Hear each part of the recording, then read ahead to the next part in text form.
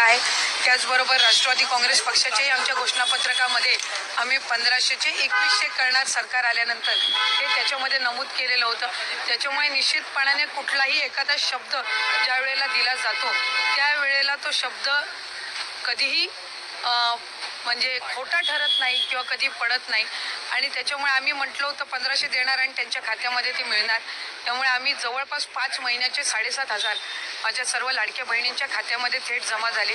तशाच पद्धतीनं आता 2100 तर आहेच, पण त्याचबरोबर ही अधिक योजना प्रभावीपणे राबवणं आणि महिलांना आर्थिकरित्या त्या योजना आणखी सक्षमपणे राबवून त्यांना त्या ठिकाणी यशस्वी करणं याकडे आम्ही जास्ती लक्ष केंद्रित करणार आहोत। दादा म्हणतात पत्रकार महोदय, मी माझ्या सगळी भाषण बघा, मी कुठेही म्हणलेलं नाही की विषय करणार आहे, 1500 रुपये दिले जातील असं पद्धतीने म्हणतात। आर्थिक परिस्थिती, आर्थिक स्थिती आता महाराष्ट्राची सांभाळायची सगळ्या गोष्टी आर्थिक परिस्थिती सांभाळूनच कुठे ना कुठेतरी केल्या जातील, कारण शेवटी जी योजना आपण आणतो ती राबवली गेली पाहिजे।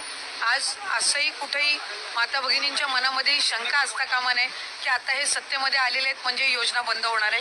ही योजना कायमस्वरूपी चालू राहणार आहे आणि कायमस्वरूपी चालू राहण्याच्या दृष्टिकोनातून जी योग्य ते पावलं उचलायची असतील ते नक्कीच महायुतीच्या सरकारच्या माध्यमातून उचलले जातील।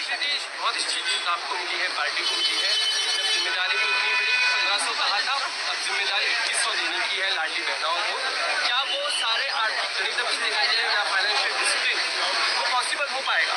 जी बिल्कुल, जब इतनी बड़ी सफलता जो है वो महायुति को मिली है तो हमारी जिम्मेदारी भी बढ़ती है।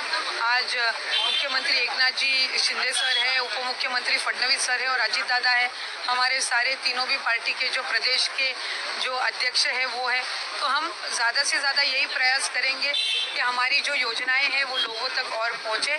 और जिस मुद्दों पे हमने ये चुनाव लड़ा है वो डेवलपमेंट का मुद्दा था, तो आज डेवलपमेंट के मुद्दे पे जब हम ये चुनाव लड़ रहे हैं, हमारी जो स्कीम्स है वो हम लोगों तक पहुंचा रहे हैं, तो हमारी ये जिम्मेदारी बनती है कि ज़्यादा से ज़्यादा जो हमारा राज्य है वो डेवलपमेंट के इसमें ही क्षेत्र में ही ज़्यादा से ज़्यादा जाना चाहिए और हमारे यहाँ पे और ज़्यादा इंडस्ट्रियल सर्किट बनना चाहिए और ये योजनाएं हैं जो